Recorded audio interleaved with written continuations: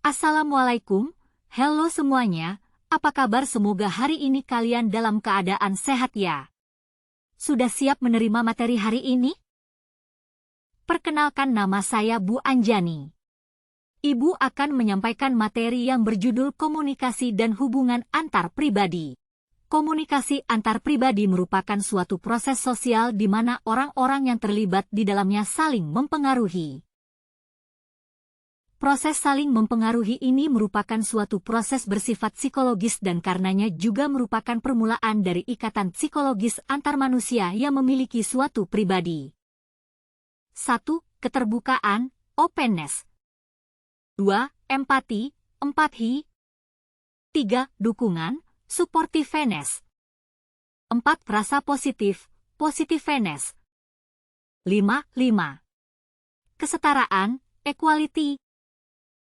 Ciri-ciri komunikasi antar pribadi. 1. Keterbukaan, openness. Keterbukaan merupakan kemauan menanggapi dengan senang hati informasi yang diterima di dalam menghadapi hubungan antar pribadi. 2. Empathy. Empati adalah kemampuan seseorang untuk mengetahui apa yang sedang dialami orang lain pada suatu saat tertentu, dari sudut pandang orang lain itu, melalui kacamata orang lain itu.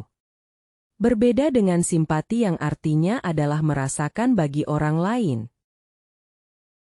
Ketiga, dukungan, supportiveness.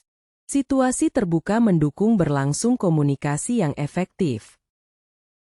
Hubungan interpersonal yang efektif adalah hubungan di mana terdapat sikap mendukung. Individu memperlihatkan sikap mendukung dengan bersikap deskriptif bukan evaluatif, spontan bukan strategik. 4. Rasa positif, positiveness.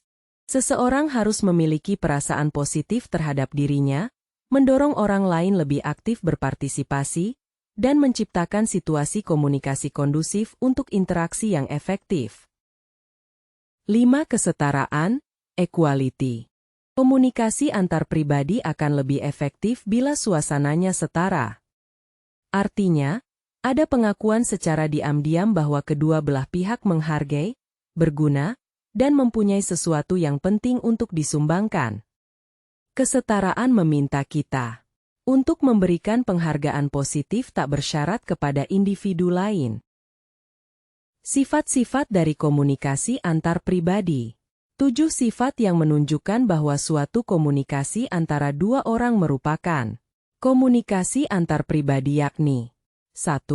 Melibatkan di dalamnya perilaku verbal dan nonverbal. 2. Melibatkan pernyataan atau ungkapan yang spontan. 3. Tidak statis melainkan dinamis. 4. Melibatkan umpan balik pribadi, hubungan interaksi dan koherensi, pernyataan yang satu harus berkaitan dengan yang lain sebelumnya. 5. Dipandu oleh tata aturan yang bersifat intrinsik dan ekstrinsik. 6. Merupakan suatu kegiatan dan tindakan, dan 7. Melibatkan di dalamnya bidang persuasif. Bagaimana tips komunikasi yang efektif? 1. Mengenal lawan bicara, memahami lawan bicara, termasuk asal, kepribadian, temperamen emosional, kebiasaan, kesukaan, ketidaksukaan, dan lain-lain. Memungkinkan komunikator untuk menyesuaikan gaya bicara, bahasa tubuh, dan kebiasaan dengan lawan bicara. 2. Menjadi pendengar yang baik. 3. Bahasa tubuh, misalnya, tidak membungkuk saat berbicara dapat meningkatkan percaya diri dan membuat lawan bicara lebih nyaman. 4. Tidak melakukan komunikasi yang berlebihan, tidak berarti harus berbicara terus-menerus. Berhenti untuk mendengarkan dan memperhatikan lawan bicara juga penting dalam berkomunikasi. 5.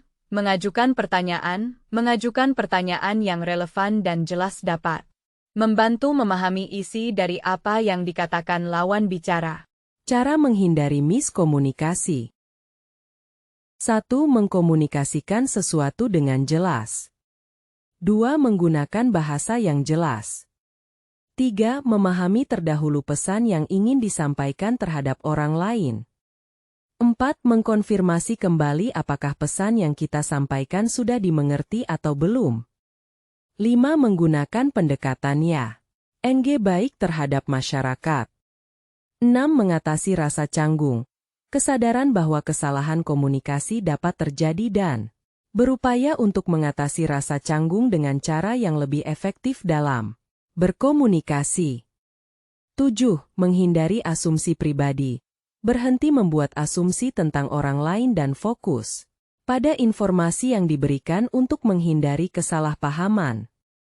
8. Mengambil langkah mundur saat emosi datang menguasai. 9. Menggunakan empati dalam berkomunikasi. Yuk, simak video berikut, scan barcode dan kerjakan lembar kerja peserta didik.